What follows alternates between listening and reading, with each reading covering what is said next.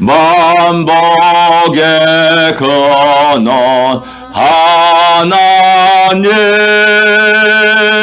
온 백성 찬송 드리고 저 천사여 찬송하세 찬송 성부 성자 성령 아멘.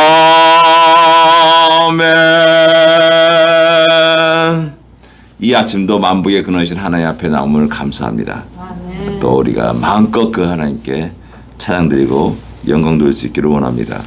425장을 부르겠습니다. 425장 주님의 뜻을 이루소서.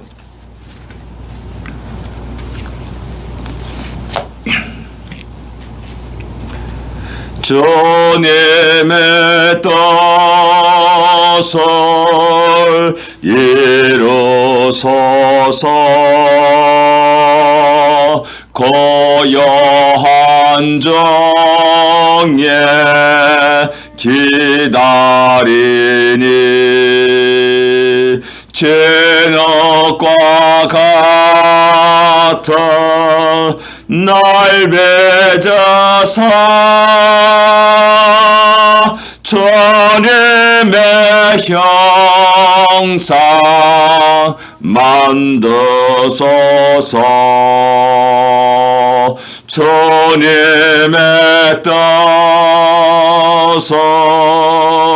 이루소서.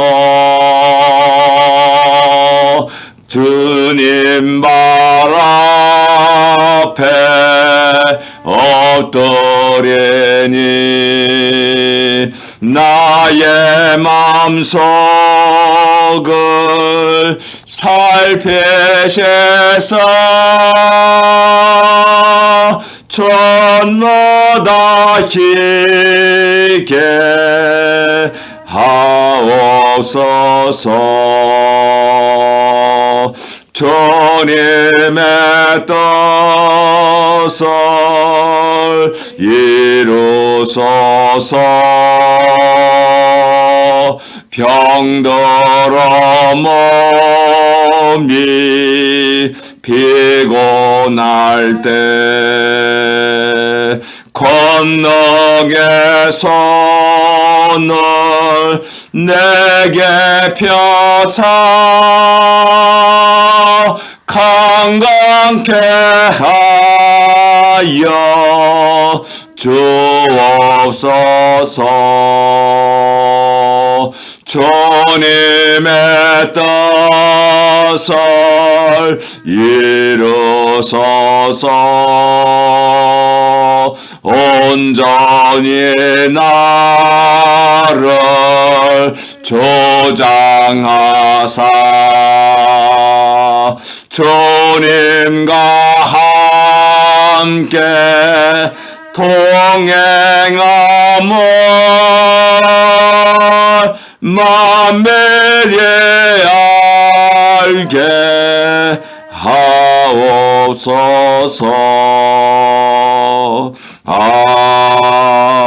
아멘. 3절에 보면 주님의 뜻을 이루소서. 병들어 몸이 피곤할 때 권능의 손을 내게 펴사 강건케 하여 주옵소서. 이 세상이 지금 코로나로 인해서 난리법석입니다. 거기에 우리 마음이 상하고 힘들어하고 지쳐있고 벌써 2년 가까이 되는 거 아닙니까? 참 이게 뭔가 하고 할 정도로 참 예배도 정상으로 드리지 못하는 그런 상황, 모이기도 어려운 상황, 또 친구들도 만나기도 어려운 상황, 또 부모님도 찾아보기 어려운 상황. 요즘 장례식이 참 쓸쓸하다 그러더라고요.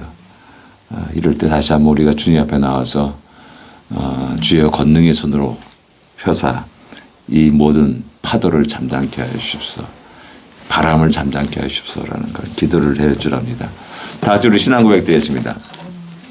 전능하사 천지를 만드신 하나님 아버지를 내가 믿사오며 그 외아들 우주 예수 그리스도를 믿사오니 이는 성령으로 잉태하사 동정녀 마리아에게 나시고 본디오 빌라도에게 고난을 받으사 십자가에 못 박혀 죽으시고 장사한 지 사흘 만에 죽은 자 가운데서 다시 살아나시며 하늘에 올사 전능하신 하나님 우편에 앉아 계시다가 저리로서 산자와 죽은 자를 심판하러 오시리라.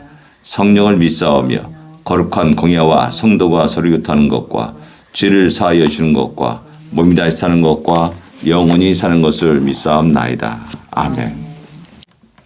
하나님의 말씀 로마서 8장 12절부터 17절까지 같이 읽겠습니다. 로마서 8장 12절부터 17절까지 말씀입니다.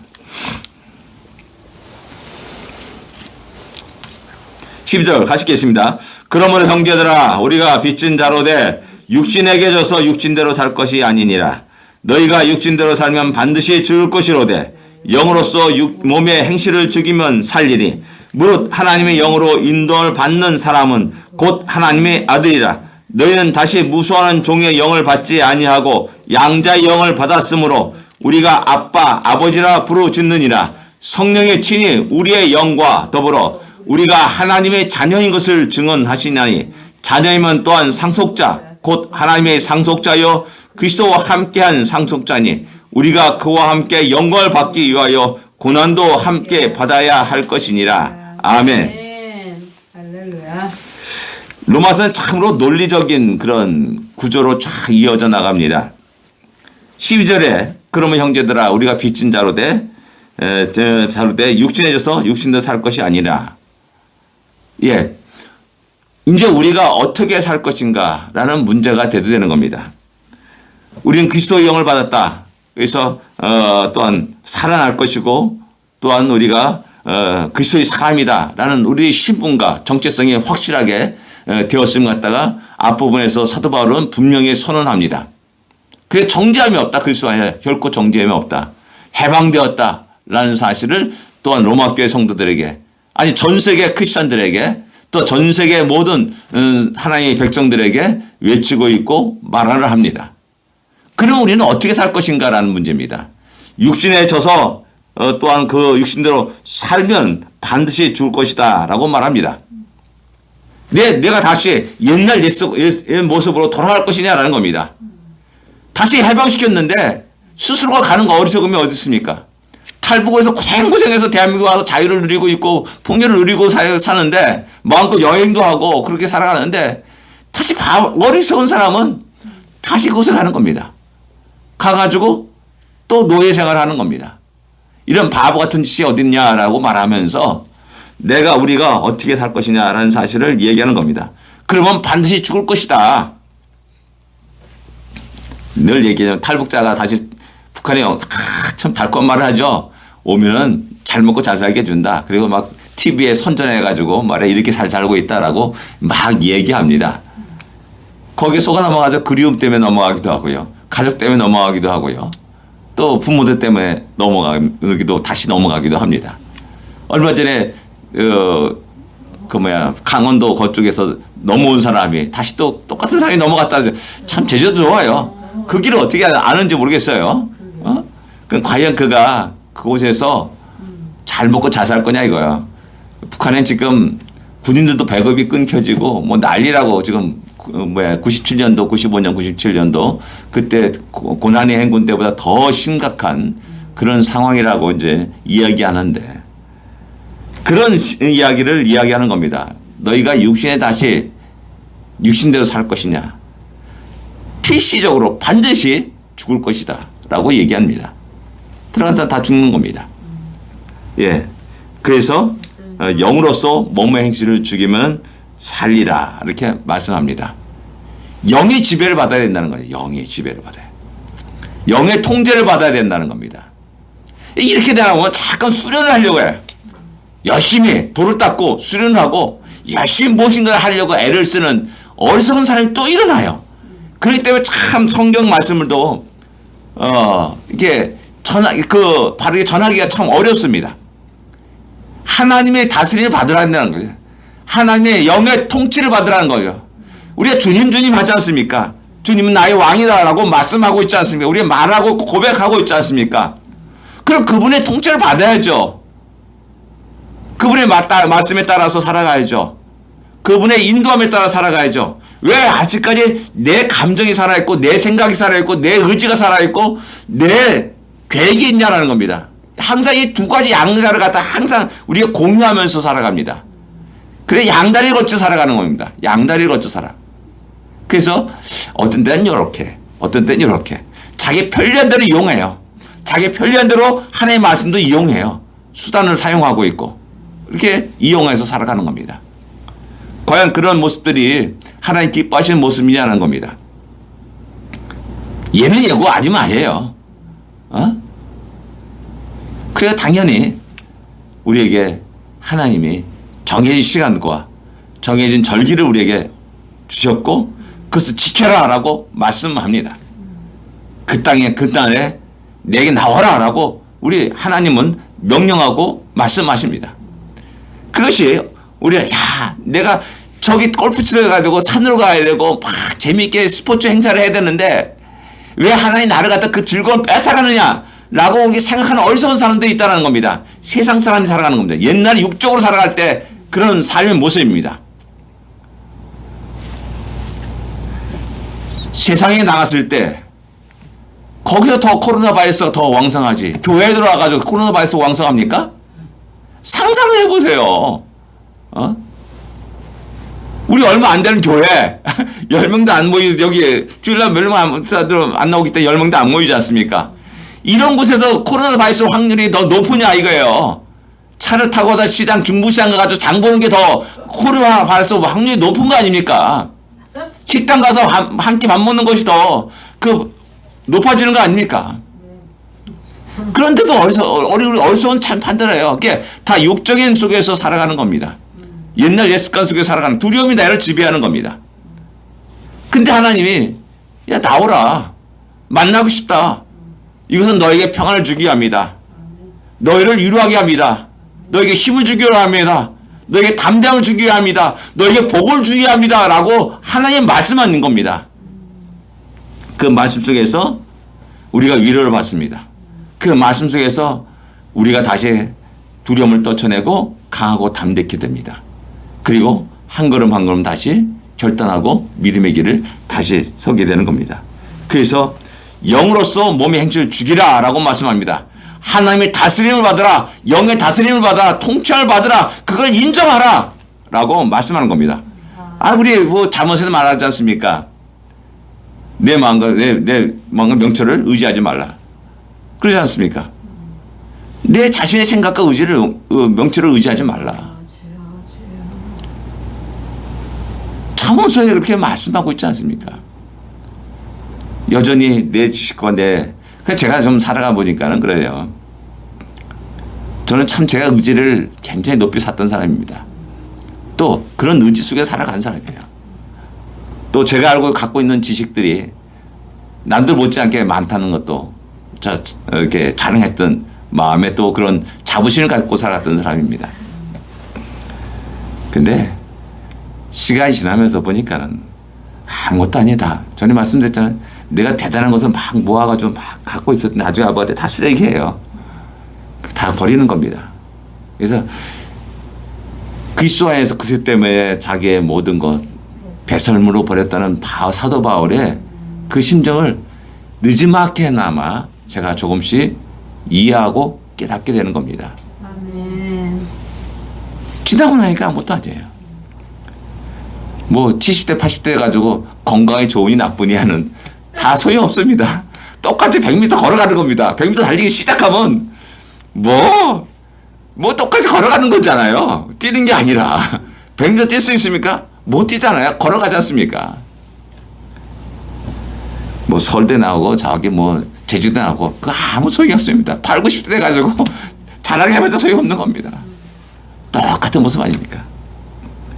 그래서 우리에게는 그럴수록 더욱더 영의 다스림 받고 통치를 받고 인도를 받는 우리가 되어야 된다는 겁니다. 아멘. 그 안에서 주여 내가 왔습니다. 주님께 피합니다. 주의 도움심 구합니다. 주의 은혜 속에 살기를 원합니다. 아멘. 라고 말하면서 남은 생애를 주께 온전히 드리는 그러한 우리가 되어야 됩니다. 그리고 나서 이어서 무릇 하나님의 영으로 인도함을 받는 사람은 곧 하나님의 아들이라. 이 하나님의 아들이라는 이 단어도 너무나 큰 은혜입니다. 초대교회 성도들은 대부분이 비천한 사람들이 많이 교회에 왔습니다. 여자들, 종들, 노예들. 종이라 하면은 노예입니다. 노예. 생사 여탈의 모든 것들이 주인에게 있습니다. 죽이고 싶으면 그냥 죽여버리는 겁니다. 자기 소유물이니까는, 자기 어떤 물건이니까는 버리고 싶으면 버리고 그런 겁니다. 너무나 비참한 삶을 사는 거죠. 그리고 그 당시 신은 황제입니다. 로마 황제. 우리 다 알지 않습니까? 신권, 그런 왕권은, 뭡니까? 하나님이 주신 그런, 왕권 신수설, 이런 말이 있지 않습니까? 자기들이 하나님 아들이라고 뻐기면서 나는 신이다 라고 동상도 세우고 또 동전에다가 자기 형상을 갖다 새기고 그렇게, 그 시대, 그런 시대였습니다. 그런데 성도들 향해서 당신은 하나님의 아들이야. 신의 아들이야. 하나님의 아들이라. 신의 아들이라는 말입니다. 얼마나 놀라운 말인지 단어인지를 우리가 알아야 됩니다. 아멘. 주님 감사합니다. 이 시대 속에서는 이 하나님의 아들이라는 말에 대한 그런 그 충격이 와닿지 않습니다. 다 제대로 났다는 식으로 살아가는 이 시대 속에서 하나님 아들 나도 그런데 너만 그러냐 나도 그런데 다 그렇게 얘기하고 생각하지 않습니까? 그러나 이 시대에서 하나님의 아들이라는 그 단어는 황제밖에 사용할 수 없는 겁니다. 그런데 성도들에게 당신들은 하나님의 아들입니다. 노예인 사람에게 당신은 하나님의 아들입니다. 이건 뒤집어지는 겁니다. 완전히 뒤집어지는 겁니다. 뒤로 넘어지는 겁니다. 그런 충격적인 단어를 사도 바울이 사용하면서 로마 교회를 향해서 말하고 있는 겁니다. 자기에 대한 새롭게 자기를 보는 겁니다. 내가 하나님 아들. 그럼 얼마나 좋아요. 하나님 안에서 살아가는 것이 얼마나 좋은 겁니다. 그래서 기쁨과 감성 속에서 하나님을 자기 생명을 다 바쳐서 섬기고 살아가는 것이죠. 그러면서 15절에 너희는 다시 무서운 종의 영을 받지 않았다. 종들은 두렵습니다. 늘 언제나 두렵지 않습니까? 언제 죽을지 모르는 겁니다. 주인이 좀 화가 팍 나가지고 그거면 그냥 사시나무 떨듯이 어디 숨든지 해야 되는 거죠. 주인이 자기를 불러요. 좀 고약한 주인들이 불러요. 언제 죽을지 모르는 겁니다. 그러니까 무서운 영을 받는 겁니다. 무서운 종의 영을 받은 겁니다. 그 속에서 지금까지 살아왔는데 그런데 그리스도로 말미암아 하나님의 아들 독생자 예수 그리스도로 말미암아 내가 해방되었고 하나님의 아들이 되었고 이제 무서운 영을 받는 것이 양자의 영을 받았고 그 다음에 이어서 하나님의 자녀로 아버지로 부른다. 아빠. 하나님을 향해서 아빠. 이것은 너무나 놀라운 겁니다. 제가 종종 얘기하는 것이 저는 아버지 얼굴을 잘 모릅니다. 아버지를 만난 기억이 4가지인가 5가지밖에 없습니다. 그것도 직접 얼굴 대면에 나가서 아버지 대화한 기억이 아닙니다. 어떤 사건만을 아버지와 연결된 사건 4가지만을 기억하고 있는 겁니다. 제 입에서 아버지라는 단어가 거의 안 나왔습니다. 근데 내가 예수 믿고 나서 어느 날 교회에 조용히 나 혼자 있으면서 하나님 아버지라는 단어를 사용하면서 내 눈물을 흘린 적이 있습니다. 지금 사는 나의 모든 삶이 육신의 아버지가 없었기 때문에 혼자 내가 결정하고 생각하고 결정하고 막 고민하다가 그렇게 어렵게 살아온 인생이었습니다. 20살까지. 그러다가 하나님이 내 아버지네. 이 말이 나에겐 너무나 감격적인 그런 말이 된 겁니다. 근데 양자의 영을 받아가지고 그 전능하신 하나님을 나의 아버지로 삼는 겁니다. 여기는 겁니다. 그리고 사도 바울이 그것을 이야기하는 겁니다. 당신은 하나님을 아버지로 부를 수 있어.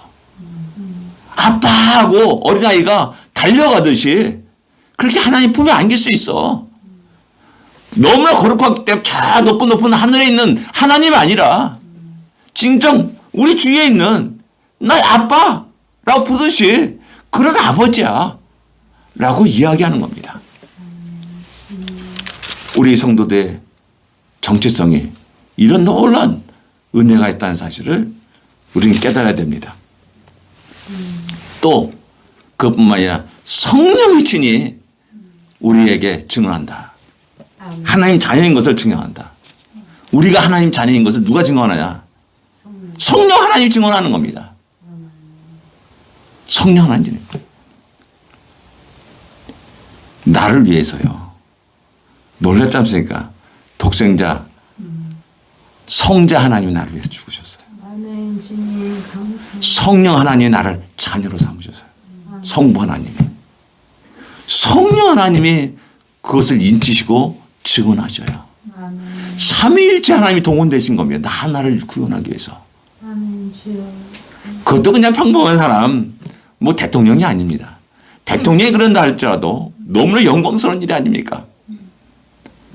만왕의 왕이시고 천지 만물을 창조하시고 온 우주 만물을 다스려 나가시는 그 성부, 성자, 성령 하나님이 개입하셨다는 사실입니다. 아멘. 내가 무엇이간데 그 놀라운 은혜를 받고 있냐는 겁니다.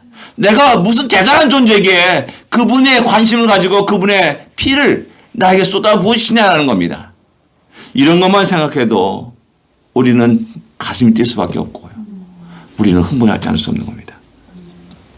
그래서 이어서 17절에 자녀이면 또한 상속자가 될 수 있다라는 겁니다. 아멘. 주여.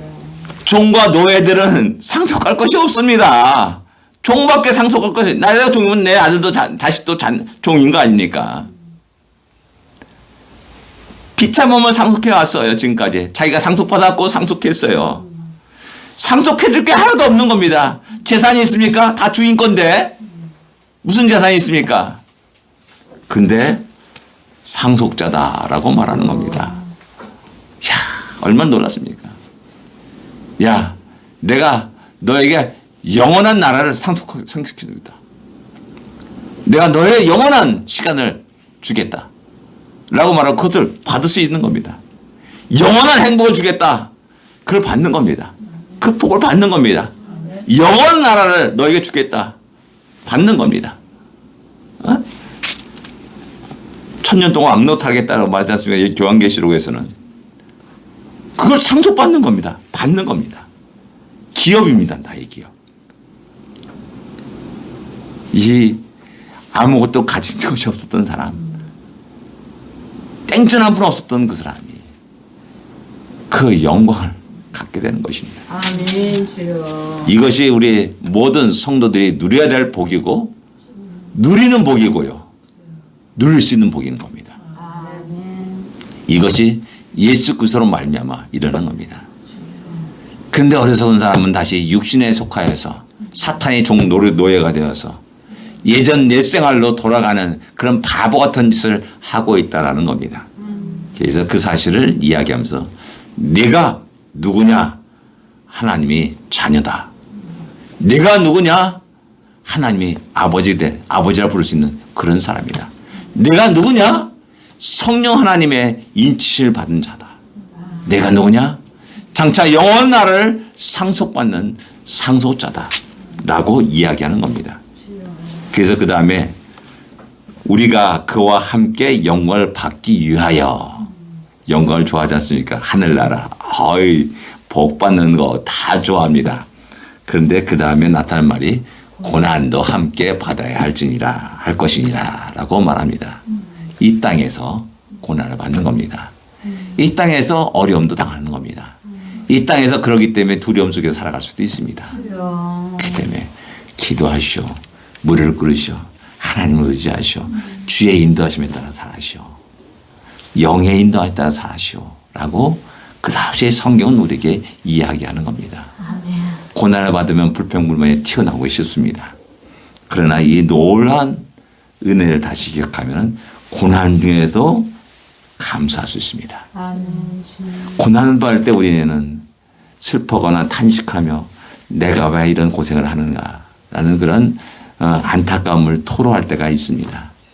그러나 이 은혜를 생각하면 그런 속에도 기뻐할 수 있고 감사할 수 있습니다. 아멘. 노래할 수 있습니다. 아멘.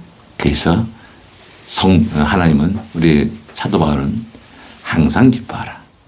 쉬지 말고 기다라. 범사에 감사라.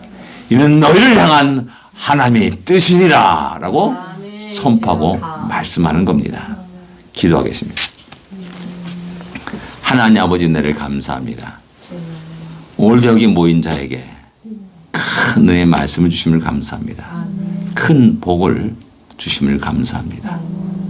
세상에 살아가면서 늘 어려움을 접하고 살아갑니다. 힘든 일을 접하고 살아갑니다. 우리 육신이 평안할 때가 없고 늘 피곤함 속에서 힘들어하고 아버지 우리 입에서는 기쁨의 소리보다는 불평과 원망이 나올 때가 많이 있음을 고백합니다. 다시 눈을 들어 우리 하나님을 바라봅니다. 다시 그 놀란 은혜를 생각합니다. 다시 한번 그 놀란 엄청난 은혜를 받았던 사실을 확인합니다. 기쁨과 감사와 찬양과 영광을 하나님께 돌립니다. 불평을 내려놓습니다. 두려움을 바울로 뻥 차가지고 멀리 떠나보냅니다. 평안함 속에 힘찬 믿음의 발걸음 첫 발자국을 오늘 내딛습니다. 이 하루를 복되게 하여 주옵소서. 승리케 하여 주시옵소서. 예수님으로 간절히 기도드립니다. 아멘. 하늘에 계신 우리 아버지여 이름이 거룩히 여김을 받으시오며 나라의 임하옵시며 뜻이 하늘에서 이루어진 것 같이 땅에서도 이루어지리이다.